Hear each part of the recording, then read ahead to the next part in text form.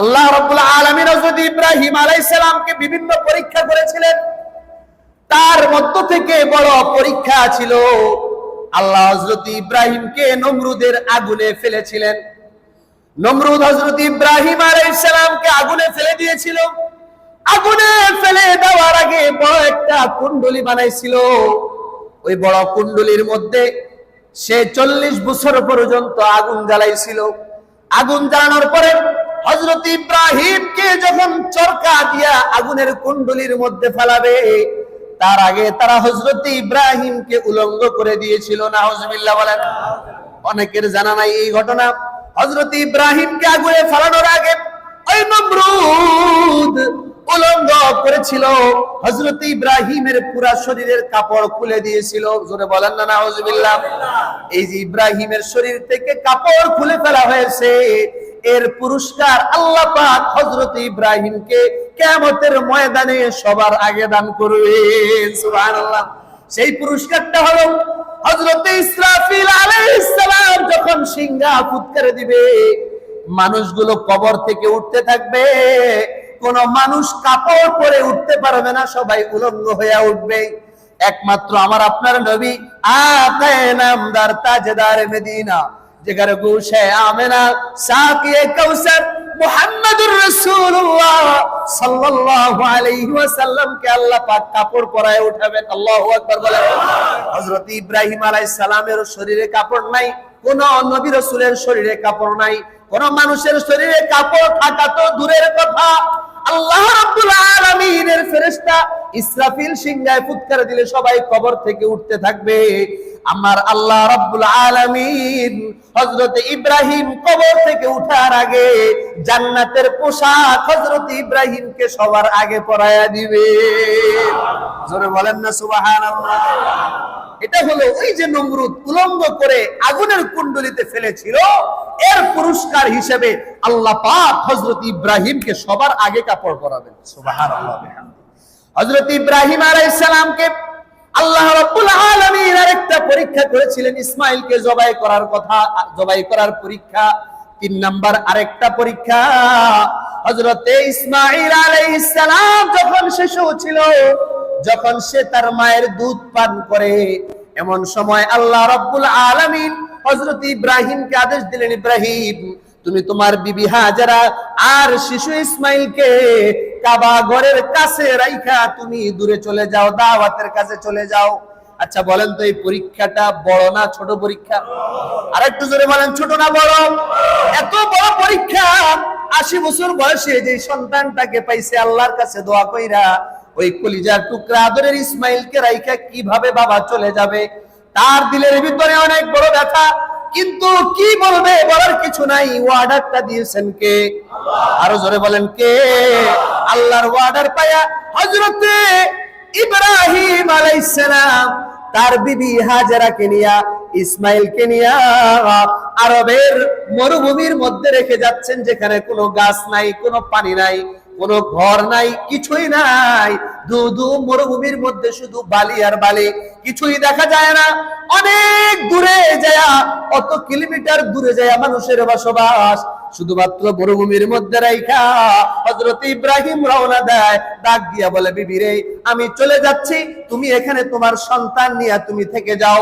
একটা পোটলার মধ্যে কিছু খেজুর আর 1 মশক পানি দিয়া হযরত ইব্রাহিম রওনা দেওয়ার জন্য প্রস্তুত হয়ে গেলেন।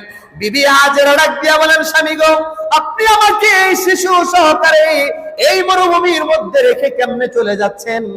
আপনার দিলে কি একটু মায়া লাগে না? আমি এই ছোট শিশু নিয়ে এখানে কিভাবে থাকবো? হযরত ইব্রাহিম আলাইহিস সালাম কোনো জবাব দেয় না, তার মুখটা কালো হয়ে রয়েছে, নিচের দিকে তাকায় রইলেন। হযরতে হাজেরা আবার ডাক দিয়া বলে, স্বামী গো আমি আপনাকে প্রশ্ন করলাম কোথায় যাচ্ছেন, আমাকে একটু বলে যান। হযরত ইব্রাহিম কোনো জবাব দেয় না। হাজেরা আবার জিজ্ঞেস করে, স্বামী গো আমি এই শিশুটাকে নিয়ে এখানে কিভাবে থাকবো? বলেন আপনি কোথায় যাচ্ছেন, কি জন্য যাচ্ছেন, কার অর্ডারে যাচ্ছেন? হযরত ইব্রাহিম কোনো কথা বলে না। হযরতে হাজেরা আবার জিজ্ঞাসা করলেন। এবার হাজেরা নিজেই বলেন, স্বামী গো আপনার রব আল্লাহ আপনাকে কি যাওয়ার জন্য অর্ডার করেছেন নাকি? সুবহানাল্লাহ বলেন। হযরত ইব্রাহিম আলাইহিস সালাম এবার জবান খুললেন, বলে হ্যাঁ, আমার আল্লাহ তোমাদেরকে এখানে রাইখা দাওয়াতের কাজ নিয়ে দূরের এক শহরে যাওয়ার জন্য আমারে অর্ডার করছেন। সুবহানাল্লাহ। হযরত ইব্রাহিম আলাইহিস সালামের বিবি হাজরা ডাক দিয়া বলে, স্বামী গো, আমার মাওলা যদি আপনাকে অর্ডার করে থাকে, আমি হাজেরা আপনাকে বাধা দেওয়ার কোনো রাইট আমার নাই। বলেন সুবহানাল্লাহ। আপনি চলে যান, আপনার রবের দেওয়া অর্ডার আপনি পালন করেন। আমি হাজেরা অবশ্যই এই আস্থা এবং বিশ্বাস আমার আল্লাহর উপরে রাখি যে আমার আল্লাহ কখনো আমাদেরকে শেষ করে দিবেন না।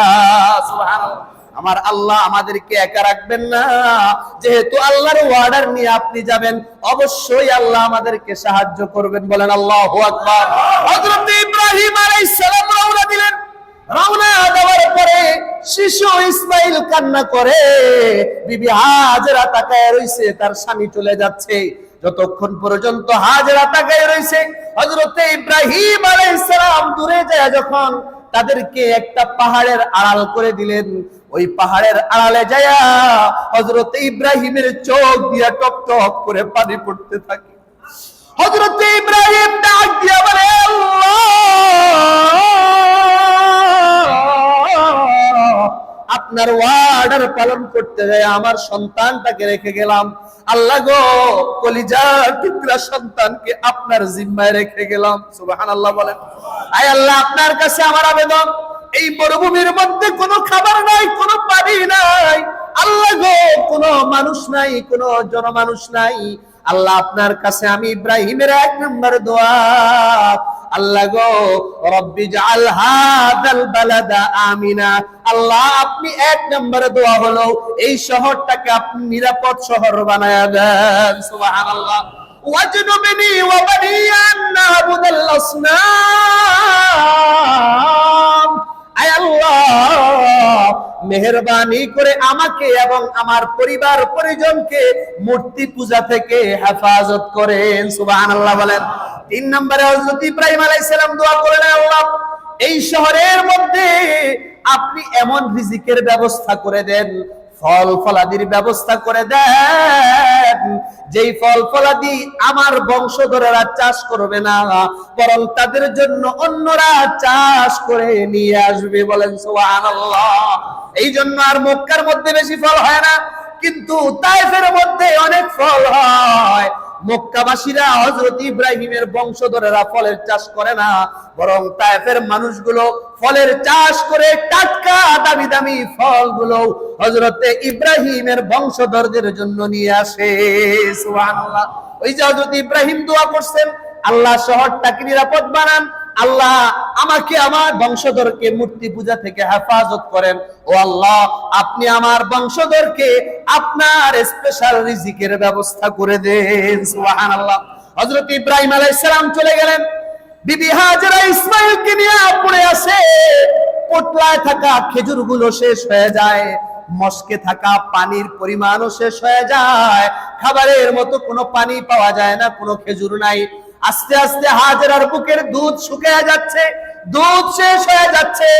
হাজেরার পেটে খিদা, ইসমাইলের পেটেও মারাত্মক ক্ষুধা, পানি পান করা যাচ্ছে না। আস্তে আস্তে তাকায় দেখে, হাজেরা তাকায় দেখে শিশু ইসমাইলের শরীরটা আস্তে আস্তে দুর্বল হয়ে যাচ্ছে। মার দিলের মধ্যে মানায় না। মা যখন তাকায় দেখে ছোট শিশু খাবারের জন্য কাতরাচ্ছে, পানির জন্য হাহাকার করছে, হাজেরার মাথাটা পাগলের মতো হয়ে যায়, হাজেরার দিলটা বেকুল হয়ে যায়। কিভাবে সন্তানের মুখের মধ্যে এক ফোঁটা পানি দেওয়া যায়? সুবহানাল্লাহ বলেন। হযরতে হাজেরা দৌড় শুরু করলেন, সন্তানটাকে শোয়ায়া হাজেরার কাছে যেই পাহাড়টা ছিল, ওই পাহাড়ের নাম হলো সফা পাহাড়। নামটা কি? আল্লাহ ওই পাহাড়ের কথা বলছেন, ইন্নাস সফা। হযরতে হাজেরা তার কাছেই থাকা পাহাড়ের মধ্যে দৌড় দিলেন, পাহাড়ের চূড়ায় উঠে গেলেন, সফা পাহাড়ের উপরে উঠে হাজেরা চতুর্দিকে তাকাতে লাগলেন, কোথায় পানি পাওয়া যায়? সুবহানাল্লাহ বলেন না। হযরতে হাজেরা তাকায় দেখে কোথাও পানি নাই, চতুর্দিকে তাকানোর পরে পানি পায় না। হাজেরার চোখ দিয়ে টপ টপ করে পানি পড়তে থাকে। হযরতে হাজেরা ছোট বাচ্চাটাকে পানি পান করানোর জন্য আল্লাহর দরবারে দোয়া করে, আর পাগলের মতো আরেকটা পাহাড়ের দিকে দৌড়ায়, আরেকটা পাহাড়ের চূড়ায় উঠে যায়। ওই পাহাড়টার নাম হলো মারওয়া। কি পাহাড়ের নামটা কি? তাহলে প্রথম পাহাড়ে উঠলেন, ওই পাহাড়ের নাম কি? দ্বিতীয় আরেকটা পাহাড়ের উপরে উঠলেন, ওই পাহাড়ের নাম কি? আল্লাহ বলেন ইন্নাস সাফা ওয়াল মারওয়া। ওই মারওয়া পাহাড়ের মধ্যে বিবি হাজেরা দাঁড়ায়া দাঁড়ায়া চোখের পানি ফেলায় কান্দে, আর পাগলের মতো চাতক পাখির মতো চতুর্দিকে তাকায়, কোথাও পানি পাওয়া যায় না। আবার মারওয়া থেকে সাফা পাহাড়ের দিকে দৌড়ায়, আবার সাফা থেকে মারওয়ায় যায়, মারওয়া থেকে সাফায়, সাফা থেকে মারওয়া, মারওয়া থেকে সাফা, সাফা থেকে মারওয়া। এভাবে একবার দুইবার না, ছোট সন্তানটার মুখে পানি দেওয়ার জন্য বিবি হাজেরা 7 বার এক পাহাড় থেকে আরেক পাহাড়ের দিকে চক্কর লাগাইতে লাগলেন। বলেন আল্লাহু আকবার। সন্তানের মুখের মধ্যে এক ফোঁটা পানি দেওয়ার জন্য মায়ের দিলটা বেকুল হয়ে গেছে। এবার 7 বার যখন চক্কর দেয়, এদিকে ইসমাইলের পানির পিপাসায় দিলটা, তার বুকটা শুকিয়ে গেছে, মারাত্মক অবস্থা।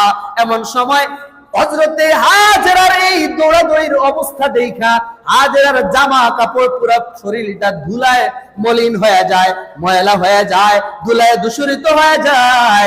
এই যে হাজেরা বারবার দৌড়াইছে, 7 বার দৌড় দিছে, আমার আল্লাহর কাছে এই দৌড়টা বড় পছন্দ হয়ে যায়। সুবহানাল্লাহ।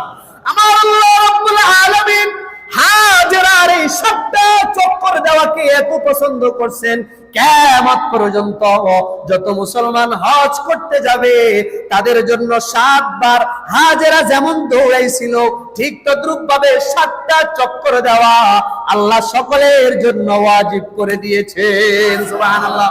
এই জন্য 4 মাযহাবের ইমামদের মধ্যে হযরত ইমাম আহমদ ইবনে হাম্বল রাহমাতুল্লাহি আলাইহি বলেন, হজে যায়া সাফা মারওয়ায় সাই করা সুন্নত, কিন্তু ইমাম মালিক এবং শাফিঈ রাহমাতুল্লাহি আলাইহি বলেন সাফা আর মারওয়ার সাই করা 7টা চক্কর লাগানো ফরজ। সুবহানাল্লাহ বলেন।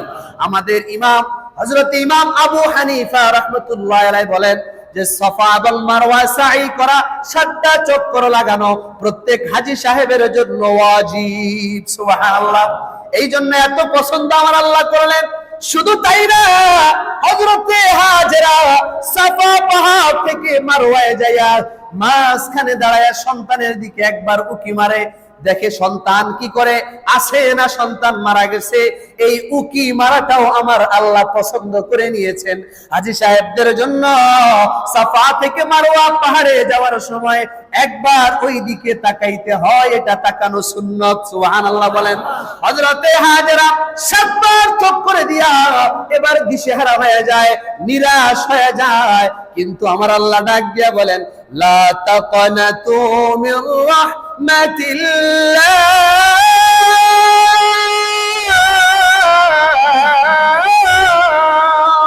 আমার আল্লাহ ডাক দিয়া বলে, আমার বান্দা বান্দীরা রে, আমি আল্লাহর রহমত এত বেশি, আমি আল্লাহর রহমত থেকে কখনো নিরাশ হয় না। হঠাৎ করে বিবি হাজেরা পাহাড়ের চূড়ায় থাইকা তাকায় দেখে যেই জায়গায় ইসমাইল ছিল ওই জায়গার উপরে একদল পাখি ঘুরপাক খাচ্ছে। সুবহানাল্লাহ বলেন। এক খণ্ড মেঘ ছায়া দিচ্ছে। বিবি হাজেরা সেখানে যায় দেখে হযরতে ইসমাইলের পায়ের কাছে একটা ঝর্ণা দ্বারা থেকে সুমিষ্ট পানি বের হয়ে যাচ্ছে। এটা পানিটা বের হওয়ার কারণ হলো হযরতে ইসমাইল যখন পানির পিপাসায় কাতরাইতেছিল, তার ছোট পাও গুলা দিয়ে যখন জমিনের মধ্যে আঘাত করলো, ইসমাইলের পায়ের আঘাতে আল্লাহ পাক একটা পানির ঝর্ণা চালু করে দিলেন। ওই ঝর্ণার নাম হলো মায়ে জমজম। সুবহানাল্লাহ। ওই জমজমের পানি ইসমাইলের পায়ের আঘাতে তৈরি হয়েছে, একটা কূপ তৈরি হয়ে গেল। সেই আজ পর্যন্ত 5000 বছর পর্যন্ত জমজমের পানি ইসমাইলের পায়ের আঘাতে যেমন বের হয়েছিল, 5000 বছর পরে আজও আল্লাহর কুদরতে তেমন ভাবে বের হচ্ছে। কত বছর? 5000 বছর হয়ে গেছে, এখনো আওয়াজ করে বলেন জমজমের পানি আছে না নাই? হযরত ইসমাইলের পায়ের আঘাতে আল্লাহ পাক জমজম কূপ তৈরি করে দিলেন। ইন্নামা ইউওয়াফাস সাবিরুনা আজরাহুম বিগাইরি হিসাব।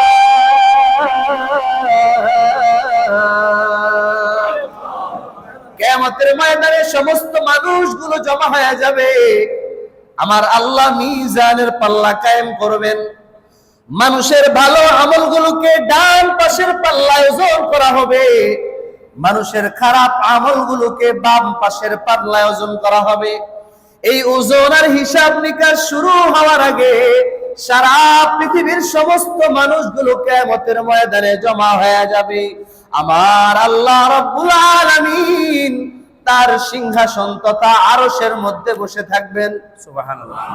আল্লাহ আরশের মধ্যে বসে ডাক দিবেন, এখনো হিসাব শুরু হয় নাই। আমার আল্লাহ ডাক দিয়া বলবেন, আইনা সাবিরুন, ও আমার দুনিয়ায় ধৈর্যশীল বান্দারা, তোমরা কোথায় দাঁড়ায় যাও? আল্লাহু আকবার বলেন। আমার আল্লাহ ডাক দিয়া বলবেন, ধৈর্যশীল বান্দারা তোমরা কোথায় দাঁড়ায় যাও? আমি আল্লাহ দুনিয়ায় তোমাকে মারাত্মক ব্যাধি দিয়েছিলাম, রোগ দিয়েছিলাম, তুমি ওই রোগে বিছানায় শুয়ে শুয়ে আমাকে গালি দাও নাই, বরং আমার নামের জিকির করেছিলা। সুবহানাল্লাহ। আমি আল্লাহ তোমার সম্পদ কমায় দিয়েছিলাম, আমি আল্লাহ তোমার লক্ষ কোটি টাকার সম্পদ আগুনে পুড়িয়ে দিয়েছিলাম, কিন্তু তুমি ওই বিপদে পড়েও আমি আল্লাহকে একটা গালিও দাও নাই, বরং আমি আল্লাহর শুকরিয়া আদায় করেছিলাম। আমি আল্লাহ আজকে তোমাকে এমন একটা পুরস্কার দিব, যেই পুরস্কারের কথা তুমি কল্পনাও করতে পারো না। আমার আল্লাহ ডাক দিয়া বলবেন, ও আমার ধৈর্যশীল বান্দা বান্দি, তোমরা কোথায় দাঁড়ায় যাও? ও আমার বান্দি, তোমার অল্প বয়সে আমি আল্লাহ তোমাকে বিধবা বানিয়ে দিয়েছিলাম, তোমার স্বামীটা দুনিয়া ছেড়ে চলে গিয়েছিল, তুমি ছোট ছোট বাচ্চাগুলোকে নিয়ে সারা জীবন কষ্ট করেছিলা, কিন্তু এই তোমার পুরো জীবনে তুমি আমি আল্লাহর উপরে কোনো অভিযোগ করো নাই, আমি আল্লাহর উপরে সন্তুষ্ট থেকেছিলাম আর বাচ্চাগুলোকে লালন পালন করেছিলাম। আজকে তোমাকে আমি আল্লাহ স্পেশাল পুরস্কার দান করব। আমার আল্লাহ সমস্ত বিপদে পড়া মানুষগুলোকে ডাক দিয়া বলবে, যে মানুষগুলো বিপদে পড়ে ধৈর্য ধরেছিল, আল্লাহকে গালি দেয় নাই, আল্লাহর উপরে সন্তুষ্ট থেকেছিল, আমার আল্লাহ ডাক দিয়া বলবেন, আইনা সাবিরুন, ধৈর্যশীলরা কোথায় দাঁড়ায় যাও? আমি আল্লাহ আজকে তোমাদেরকে এমন একটা পুরস্কার দিব গো, এই পুরস্কারটা আমি আল্লাহ আর কোন বান্দাকে দিব না। এবার সমস্ত ধৈর্যশীল বান্দাগুলো দাঁড়ায় যাবে, আল্লাহ কি পুরস্কার দিবেন? আমরা তো আপনার সেই দামি পুরস্কার পাওয়ার জন্য আগ্রহী হয়ে গেলাম, আয় আল্লাহ তাড়াতাড়ি বলেন। তখন আল্লাহ পাক একদল ফেরেশতাকে দাঁড় করায় দিবেন। আল্লাহ ডাক দিয়া বলবেন, আমার ফেরেশতারা তোমরা দাঁড়ায় যাও, যাও যাও যাও, আমার এই ধৈর্যশীল বান্দাগুলাকে নিয়ে আমি আল্লাহ স্পেশাল জান্নাতে প্রবেশ করায় দাও। আরো জোরে বলেন না আল্লাহু আকবার। আল্লাহ রাব্বুল আলামিন বলবেন, ফেরেশতারা আমি আল্লাহ আজকে হিসাব নিকাশ শুরু করার আগে আমার এই ধৈর্যশীল বান্দাগুলোকে আমি আল্লাহ হিসাব ছাড়াই তাদেরকে বিনা হিসেবে জান্নাত দিয়ে দিলাম। এটা হলো ধৈর্যের পুরস্কার। আল্লাহ পাক হিসাব নিকাশ পাল্লায় মাপার আগেই দান করবেন। এজন্য আমার ভাইয়েরা, আমি প্রায় 1-2 মাস পর্যন্ত মাত্র 3টা আয়াত নিয়ে তাফসীর করেছি। আর বহু তাফসীর রয়েছে, কিন্তু আমাদের সামনে যেতে হবে। এর সবচাইতে বড় পুরস্কার, ধৈর্যের পুরস্কার হলো বিনা হিসেবে আল্লাহর জান্নাত পাওয়া। সুবহানাল্লাহ। বিনা হিসেবে জান্নাত পাইতে চাই তো ইনশাআল্লাহ? কারা কারা চাই একটু হাত তুলে নারে তাকবীর, লিল্লাহি তাকবীর। আল্লাহ আমাদের সকলকে আল্লাহ পাকের দেওয়া সমস্ত বিপদে আপদে ধৈর্য ধারণ করে বিনা হিসেবে আল্লাহর জান্নাতে যাওয়ার তৌফিক দিন, বলেন আমিন। আমি আজকে যে আয়াত তিলাওয়াত করেছি সূরাতুল বাকারার 158 নম্বর আয়াত, আল্লাহ রাব্বুল আলামিন এই আয়াতে বলছেন, ইন্নাস সাফা ওয়াল মারওয়াতা মিন শাআইরিল্লাহ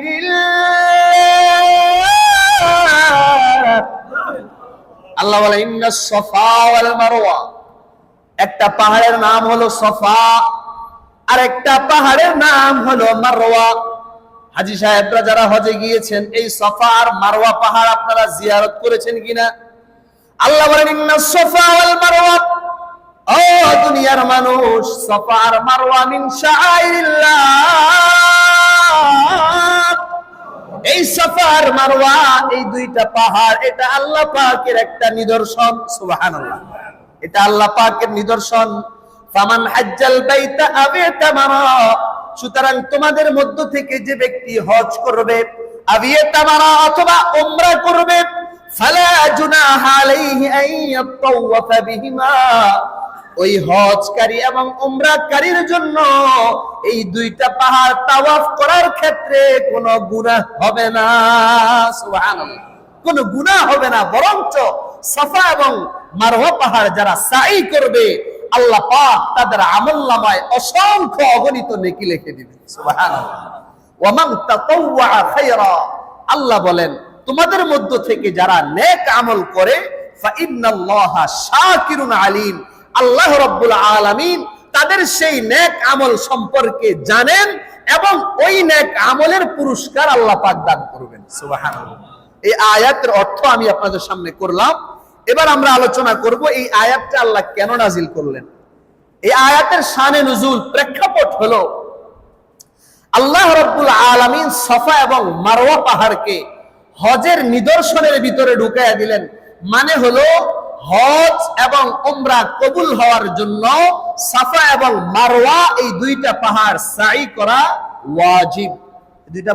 দুইটা পাহাড় সাই করা কি ওয়াজিব। আপনি যদি কখনো ভুলে যান, এই দুইটা পাহাড় সাই না করেন, 7 বার চক্কর না দেন, তাহলে আপনাকে একটা বকরি অথবা দুম্বা জবাই করার মাধ্যমে কাফারা দিতে হবে। এটা হজ এবং উমরা কবুল হওয়ার জন্য শর্ত, ওয়াজিব। ইসলামের মধ্যে এই বিধানটাকে ওয়াজিব করে দেওয়া হয়েছে, কারণ হযরতে হাজেরা রাদিয়াল্লাহু তাআলা আনহা, হযরত ইব্রাহিম আলাইহিস সালামের স্ত্রী, হযরত ইসমাঈল আলাইহিস সালামের আম্মা জান, হযরত ইসমাঈল যখন ছোট ছিলেন, আমি আসছি ঘটনায়, আল্লাহ রাব্বুল আলামিন হযরতে হাজেরার ওই চক্করটাকে পানির জন্য তিনি একবার সাফা পাহাড়ে গেলেন, আরেকবার মারওয়া পাহাড়ে গেলেন। এই যে দৌড়াদৌড়িটা আল্লাহ এটা পছন্দ করে কিয়ামত পর্যন্ত আগত সমস্ত মুসলমানদের জন্য হজের কার্যাবলীর মধ্যে অন্তর্ভুক্ত করে দিয়েছেন। সুবহানাল্লাহ।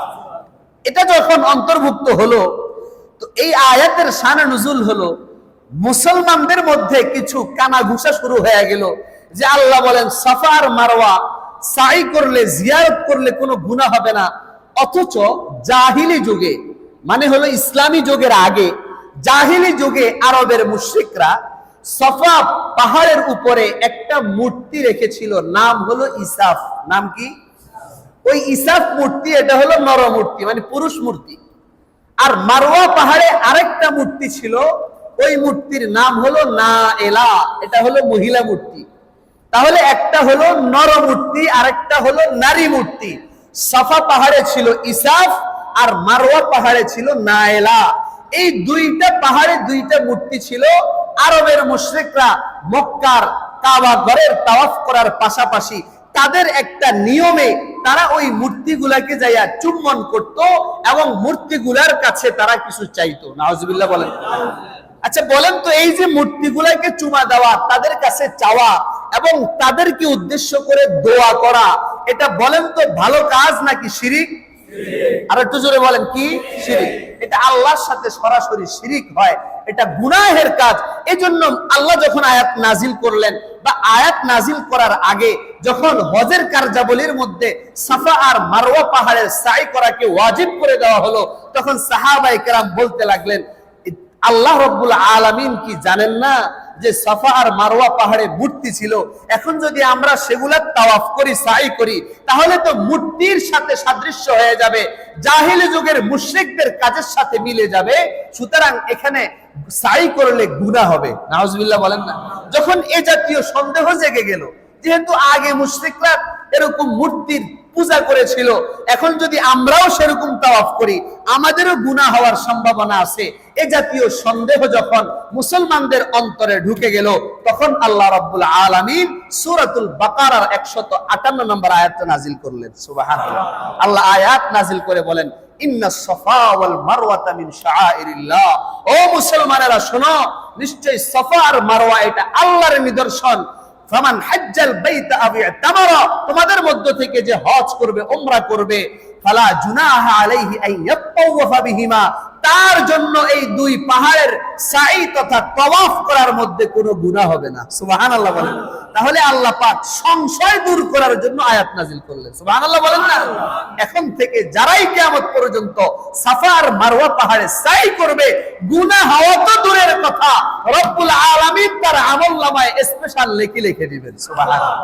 এবার আসি, সাফা এবং মারওয়া পাহাড় হজের কাজের মধ্যে আল্লাহ পাক কেন অন্তর্ভুক্ত করলেন? আল্লাহ রাব্বুল আলামিন হযরত ইব্রাহিম আলাইহিস সালামকে বিভিন্ন পরীক্ষা করেছিলেন।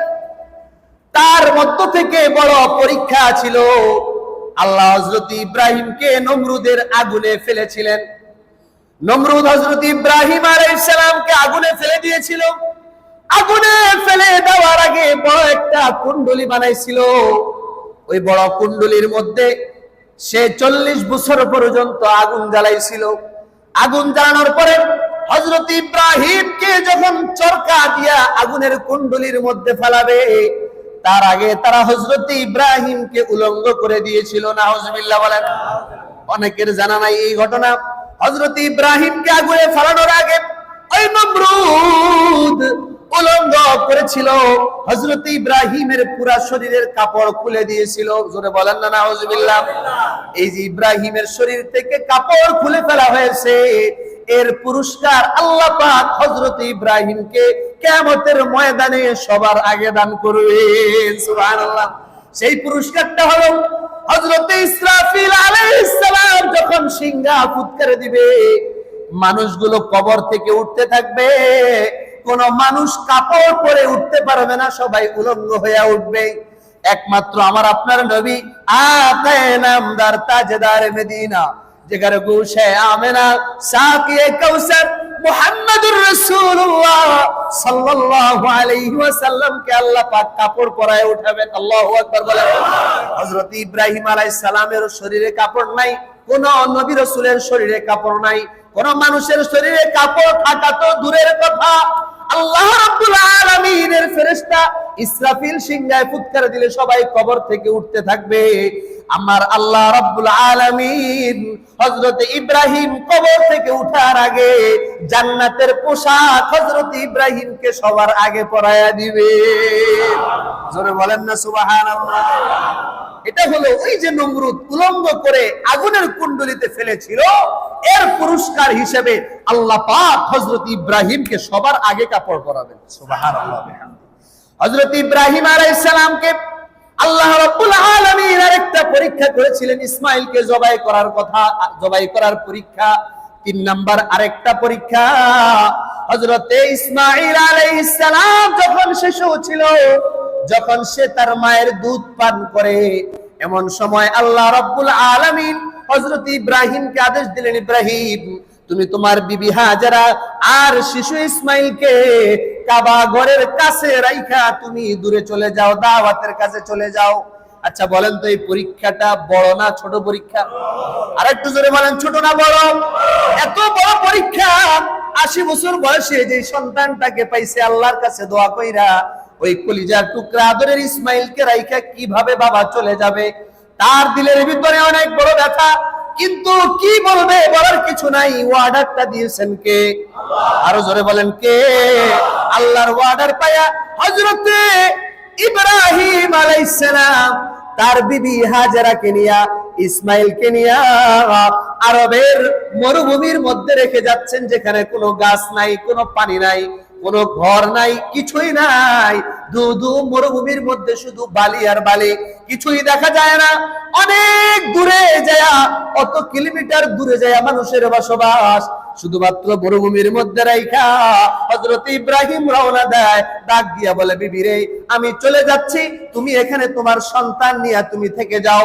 একটা পোটলার মধ্যে কিছু খেজুর আর এক মস্ক পানি দিয়া হযরত ইব্রাহিম রওনা দেওয়ার জন্য প্রস্তুত হয়ে গেলেন। বিবি হাজেরা ডাক দিয়া বলেন, স্বামী গো, আপনি আমাকে এই শিশু সহকারে এই মরুভূমির মধ্যে রেখে কেমনে চলে যাচ্ছেন? আপনার দিলে কি একটু মায়া লাগে না? আমি এই ছোট শিশু নিয়ে এখানে কিভাবে থাকবো? হযরতে ইব্রাহিম আলাইহিস সালাম কোনো জবাব দেয় না, তার মুখটা কালো হয়ে রয়েছে, নিচের দিকে তাকায় রইলেন। হযরতে হাজেরা আবার ডাক দিয়া বলে, স্বামী গো, আমি আপনাকে প্রশ্ন করলাম কোথায় যাচ্ছেন, আমাকে একটু বলে যান। হযরতে ইব্রাহিম কোনো জবাব দেয় না। হাজেরা আবার জিজ্ঞেস করে, স্বামী গো, আমি এই শিশুটাকে নিয়ে এখানে কিভাবে থাকবো? বলেন আপনি কোথায় যাচ্ছেন, কি জন্য যাচ্ছেন, কার অর্ডারে যাচ্ছেন? হযরতে ইব্রাহিম কোনো কথা বলে না। হযরতে হাজেরা আবার জিজ্ঞাসা করলেন। এবার হাজেরা নিজেই বলেন, স্বামী গো, আপনার রব আল্লাহ আপনাকে কি যাওয়ার জন্য অর্ডার করেছেন নাকি? সুবহানাল্লাহ বলেন। হযরত ইব্রাহিম আলাইহিস সালাম এবার জবান খুললেন, বলে, হ্যাঁ, আমার আল্লাহ তোমাদেরকে এখানে রাইখা দাওয়াতের কাজ নিয়ে দূরের এক শহরে যাওয়ার জন্য আমারে অর্ডার করছেন। সুবহানাল্লাহ। হযরত ইব্রাহিম আলাইহিস সালামের বিবি হাজেরা ডাক দিয়া বলে, স্বামী গো, আমার মাওলা যদি আপনাকে অর্ডার করে থাকে, আমি হাজেরা আপনাকে বাধা দেওয়ার কোনো রাইট আমার নাই। বলেন সুবহানাল্লাহ। আপনি চলে যান, আপনার রবের দেওয়া অর্ডার আপনি পালন করেন। আমি হাজেরা অবশ্যই এই আস্থা এবং বিশ্বাস আমার আল্লাহর উপরে রাখি যে আমার আল্লাহ কখনো আমাদেরকে শেষ করে দিবেন না। সুবহানাল্লাহ। আমার আল্লাহ আমাদেরকে একা রাখবেন না। যেহেতু আল্লাহর অর্ডার নিয়ে আপনি যাবেন, অবশ্যই আল্লাহ আমাদেরকে সাহায্য করবেন। বলেন আল্লাহু আকবার। হযরত ইব্রাহিম আলাইহিস সালাম রওনা দিলেন। রওনা দেওয়ার পরে শিশু ইসমাইল কান্না করে, বিবি হাজেরা তাকায় রইছে, তার স্বামী চলে যাচ্ছে।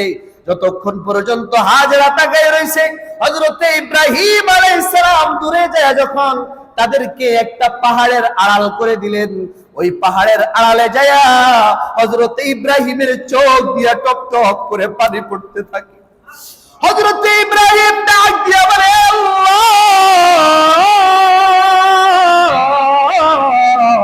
আপনার ওয়ার্ডার পালন করতে যায় আমার সন্তানটাকে রেখে গেলাম।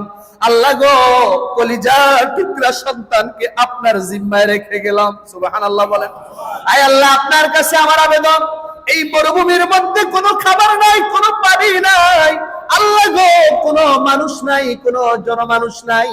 আল্লাহ, আপনার কাছে আমি ইব্রাহিমের এক নম্বর দোয়া, আল্লাহ গো, রব্বি জাআল হাযাল বালাদা আমিনা। আল্লাহ, আপনি এক নম্বর দোয়া হলো এই শহরটাকে আপনি নিরাপদ শহর বানায়া দেন। সুবহানাল্লাহ। ওয়াজনুবনি ওয়া বানিয়া আন না'বুদাল আসনাম। আয় আল্লাহ, মেহেরবানি করে আমাকে এবং আমার পরিবার পরিজনকে মূর্তি পূজা থেকে হেফাজত করেন। সুবহানাল্লাহ বলেন। 3 নম্বরে হযরত ইব্রাহিম আলাইহিস সালাম দোয়া করলেন, আল্লাহ, এই শহরের মধ্যে আপনি এমন রিজিকের ব্যবস্থা করে দেন, ফল ফলাদির ব্যবস্থা করে দেন, যেই ফল ফলাদি আমার বংশধরেরা চাষ করবে না, বরং তাদের জন্য অন্যরা চাষ করে নিয়ে আসবে। বলেন সুবহানাল্লাহ। এই জন্য আর মক্কার মধ্যে বেশি ফল হয় না, কিন্তু তায়েফের মধ্যে অনেক ফল হয়। মক্কাবাসীরা হযরত ইব্রাহিমের বংশধরেরা ফলের চাষ করে না, বরং তায়েফের মানুষগুলো ফলের চাষ করে টাটকা দামি দামি ফলগুলো হযরত ইব্রাহিমের বংশধরদের জন্য নিয়ে আসে। সুবহানাল্লাহ। ওই যে হযরত ইব্রাহিম দোয়া করছেন, আল্লাহ শহরটাকে নিরাপদ বানান, আল্লাহ আমাকে আমার বংশধরকে মূর্তি পূজা থেকে হেফাজত করেন। ও আল্লাহ, আপনি আমার বংশধরকে আপনার স্পেশাল রিজিকের ব্যবস্থা করে দেন। সুবহানাল্লাহ। হযরত ইব্রাহিম আলাইহিস সালাম চলে গেলেন। বিবি হাজেরা ইসমাইলকে নিয়ে পড়ে আসে। পোটলায় থাকা খেজুরগুলো শেষ হয়ে যায়, মস্কে থাকা পানির পরিমাণও শেষ হয়ে যায়, খাবারের মতো কোনো পানি পাওয়া যায় না, কোনো খেজুর নাই। আস্তে আস্তে হাজেরার বুকের দুধ শুকিয়ে যাচ্ছে, দুধ শেষ হয়ে যাচ্ছে, হাজেরার পেটে খিদা, ইসমাইলের পেটেও মারাত্মক ক্ষুধা, পানি পান করা যাচ্ছে না। আস্তে আস্তে তাকায় দেখে, হাজেরা তাকায় দেখে শিশু ইসমাইলের শরীরটা আস্তে আস্তে দুর্বল হয়ে যাচ্ছে। মার দিলের মধ্যে মানায় না। মা যখন তাকায় দেখে ছোট শিশু খাবারের জন্য কাতরাচ্ছে, পানির জন্য হাহাকার করছে, হাজেরার মাথাটা পাগলের মতো হয়ে যায়, হাজেরার দিলটা বেকুল হয়ে যায়, কিভাবে সন্তানের মুখের মধ্যে এক ফোঁটা পানি দেওয়া যায়। সুবহানাল্লাহ বলেন। হযরতে হাজেরা দৌড় শুরু করলেন, সন্তানটাকে শোয়ায়া হাজেরার কাছে যেই পাহাড়টা ছিল, ওই পাহাড়ের নাম হলো সফা পাহাড়। নামটা কি? আল্লাহ ওই পাহাড়ের কথা বলছেন, ইন্নাস সফা। হযরতে হাজেরা তার কাছেই থাকা পাহাড়ের মধ্যে দৌড় দিলেন, পাহাড়ের চূড়ায় উঠে গেলেন, সফা পাহাড়ের উপরে উঠে হাজেরা চতুর্দিকে তাকাতে লাগলেন, কোথায় পানি পাওয়া যায়। সুবহানাল্লাহ বলেন না।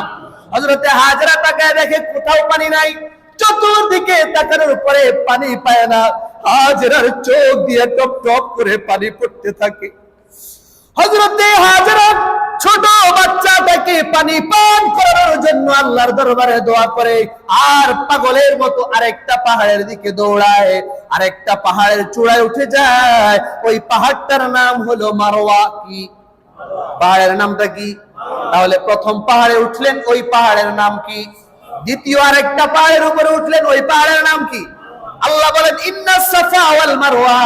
ওই মারওয়া পাহাড়ের মধ্যে বিবি হাজেরা দাঁড়ায়া দাঁড়ায়া চোখের পানি ফেলায় কান্দে, আর পাগলের মতো, চাতক পাখির মতো চতুর্দিকে তাকায়, কোথাও পানি পাওয়া যায় না।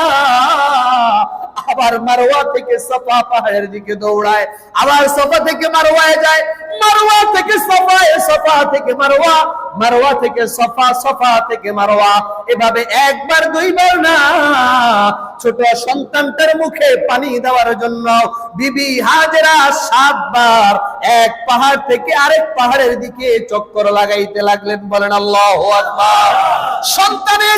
সন্তানের মুখের মধ্যে এক ফোঁটা পানি দেওয়ার জন্য মায়ের দিলটা বেকুল হয়ে গেছে।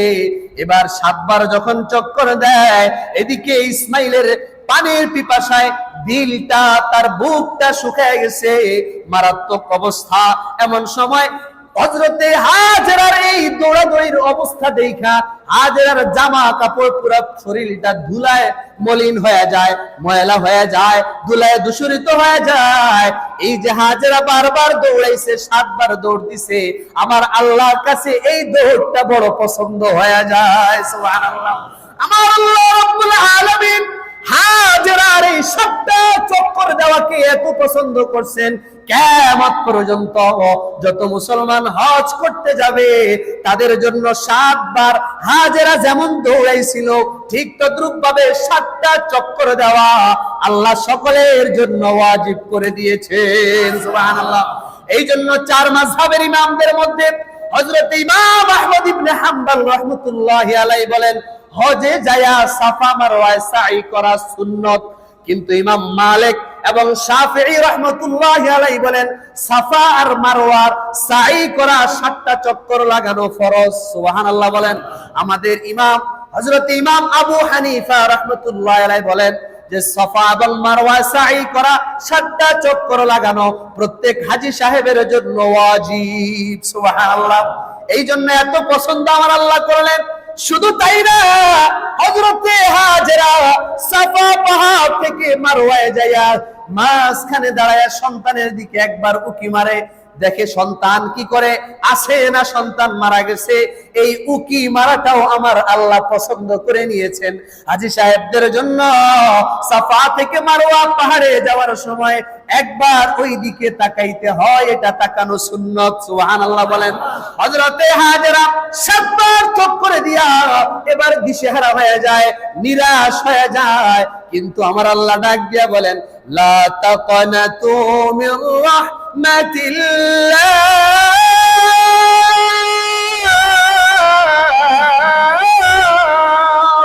আমার আল্লাহ ডাক দিয়া বলে, আমার বান্দা বান্দীরা রে, আমি আল্লাহর রহমত এত বেশি, আমি আল্লাহর রহমত থেকে কখনো নিরাশ হয় না। হঠাৎ করে বিবি হাজেরা পাহাড়ের চূড়ায় থাইকা তাকায় দেখে যেই জায়গায় ইসমাইল ছিল ওই জায়গার উপরে একদল পাখি ঘুরপাক খাচ্ছে। সুবহানাল্লাহ বলেন। এক খণ্ড মেঘ ছায়া দিচ্ছে।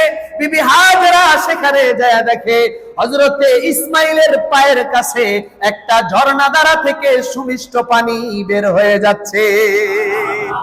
এটা পানিটা বের হওয়ার কারণ হলো হযরতে ইসমাইল যখন পানির পিপাসায় কাতরাইতেছিল তার ছোট পাও গুলা দিয়ে যখন জমিনের মধ্যে আঘাত করলো, ইসমাইলের পায়ের আঘাতে আল্লাহ পাক একটা পানির ঝর্ণা চালু করে দিলেন। ওই ঝর্ণার নাম হলো মায়ে জমজম। সুবহানাল্লাহ। ওই জমজমের পানি ইসমাইলের পায়ের আঘাতে তৈরি হয়েছে, একটা কূপ তৈরি হয়ে গেল। সেই আজ পর্যন্ত 5000 বছর পর্যন্ত জমজমের পানি ইসমাইলের পায়ের আঘাতে যেমন বের হয়েছিল, 5000 বছর পরে আজও আল্লাহর কুদরতে তেমন ভাবে বের হচ্ছে। কত বছর? 5000 বছর হয়ে গেছে, এখনো আওয়াজ করে বলেন জমজমের পানি আছে না নাই? হযরত ইসমাইলের পায়ের আঘাতে আল্লাহ পাক জমজম কূপ তৈরি করে দিলেন। দেখেন আল্লাহ পাক এই ঘটনাটা হযরত ইব্রাহিমের এই পরীক্ষাকে কেমন ভাবে কবুল করেছেন, হাজেরার কুরবানিকে কেমন ভাবে কবুল করেছেন। হযরত ইব্রাহিম আলাইহিস সালাম পরীক্ষায় পাস করেছেন 100-এ 100, ঠিক তদ্রূপ ভাবে হাজেরাও পাস করেছেন। হাজেরার কাজটাকে আল্লাহ পছন্দ করে হজের মধ্যে ঢুকাইয়া দিলেন। সুবহানাল্লাহ। এবং ইসমাইলের পায়ের আঘাতে জমজম কূপ তৈরি করে দিলেন, বরকতের পানি।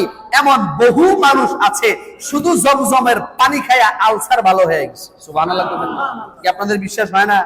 জমজমের পানি খায়া আলসার ভালো হয়ে গেছে। শুধু তাই না, একজন ব্যক্তির নিজের মুখের ভাষ্য, আমি যতবার হজে গিয়েছি এবং যাইতে পারি নাই, হাজী সাহেবদের কাছে জমজমের পানি আনার জন্য আলাদা টাকা দিয়েছি। আমার ক্যান্সার ছিল, শুধু জমজমের পানির উপরে আস্থা বিশ্বাস রেখে আমি বছরের পর বছর পান করেছি। আল্লাহ পাক ওই পানির বরকতে ক্যান্সারও ভালো করে দিয়েছেন, হার্টের রোগ পর্যন্ত আল্লাহ ভালো করে দিয়েছেন। এক একজন যে যে উদ্দেশ্যে খাবে, আল্লাহ রাব্বুল আলামিন জমজমের পানির মধ্যে এত বরকত রেখেছেন, এত বরকত রেখেছেন, অনেকেই অনেক রোগের শেফা এই পানির মাধ্যমে অর্জন করছেন। সুবহানাল্লাহ। শুধু তাই না, আমার আপনার নবীর যে শক্তে সদর হয়েছে, ওপেন হার্ট সার্জারি হয়েছে সর্বপ্রথম এই পৃথিবীর জমিনে কার? আমার আপনার নবী মুহাম্মদুর রাসূলুল্লাহ সাল্লাল্লাহু আলাইহি ওয়াসাল্লামের ওপেন হার্ট সার্জারি হয়েছে। মানে হলো মাঝখান দিয়ে পুরো হার্টটাকে ছিঁড়ে ফেলা হয়েছে এবং আল্লাহর নবীর যে কলব অন্তর, ওই অন্তরকে আলাদা করা হয়েছে, কলিজাকে আলাদা করা হয়েছে। সুবহানাল্লাহ বলেন। আলাদা করে সেটাকে জমজমের পানি দিয়ে আল্লাহ পাক ধুয়ে দিয়েছেন। সুবহানাল্লাহ। আল্লাহর ফেরেশতারা কোন পানি দিয়ে ধুইছেন? জমজমের পানি দিয়ে ধৌত করছেন। এজন্য আমার ভাইয়েরা, এই জমজমের পানিরও বরকত আছে। আল্লাহর পরীক্ষায় তারা পাস করেছেন। এজন্য আল্লাহ রাব্বুল আলামিন আয়াতটা নাজিল করলেন, সাফা এবং মারওয়া এই পাহাড়, এটা আল্লাহ পাকের স্পেশাল নিদর্শন। সুতরাং তোমরা যারা হজ আর উমরা করতে যাইবা, এই সাফা আর মারওয়া পাহাড়ের তোমরা সাই করবা, দৌড়াদৌড়ি করবা, 7টা চক্কর দিবা, যেভাবে হাজেরা চক্কর দিছিল। সুবহানাল্লাহ।